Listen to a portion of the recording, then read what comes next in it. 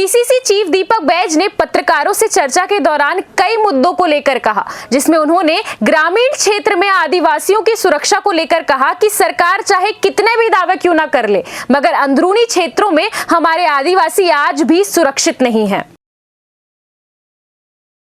बस्तर क्षेत्र और वहां के आदिवासी अभी भी सुरक्षित नहीं हैं। उसी का नतीजा है कि लगातार ग्रामीण मारे जा रहे हैं और इसके जिम्मेदार राज्य सरकार है।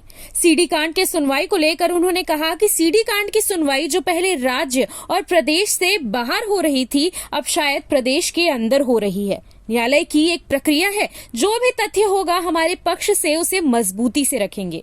वहीं उन्होंने कांग्रेस के घोषणा पत्र जारी करने में विलंब को लेकर कहा है कि हमारा घोषणा पत्र में कोई परिवर्तन नहीं होगा।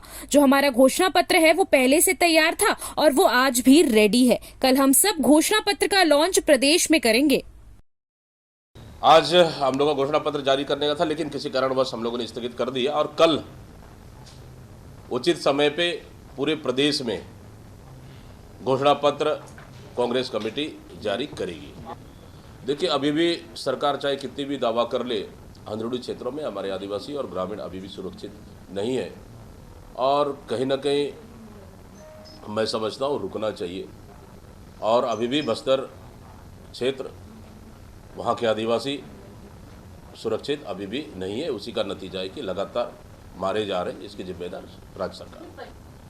जो सीडी कांड की जो सुनवाई पहले राज्य से प्रदेश से बाहर हो रही थी, अब शायद प्रदेश के अंदर हो रही है। न्यायालयीन प्रक्रिया है, जो भी तथ्य होगा हमारे पक्ष से मजबूती के साथ रखेंगे। देखिए, तो न्यायालयीन प्रक्रिया है, तो निश्चित रूप से जो भी अच्छा लगे उनका जो सलाहकार है, वकील है, तो उस स्थिति में आगे कार्रवाई कर रहे हैं। बाकी वो तो न्यायालयीन प्रक्रिया।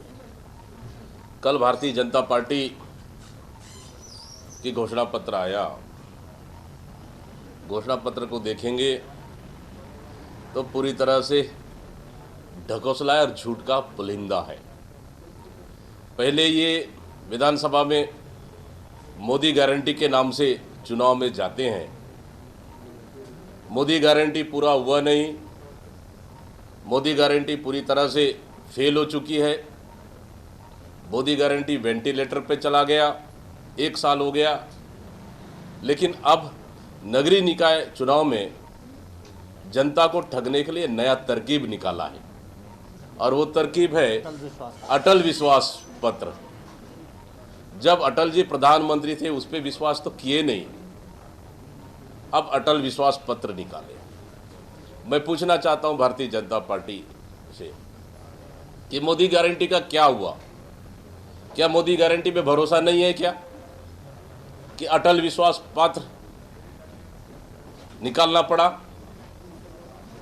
इसका मतलब है कि मोदी जी को भारतीय जनता पार्टी ने, छत्तीसगढ़ भारतीय जनता पार्टी ने मार्गदर्शक मंडल में डाल दिया है। पहला। दूसरा चीज, घोषणा पत्र में हम लोगों ने देखे, ये तो पहला घोषणा पत्र पूरा हुआ नहीं विधानसभा का और नया घोषणा पत्र निकालने जनता को ठगने का काम कर रहे हैं। ये अच्छा तरकीब है।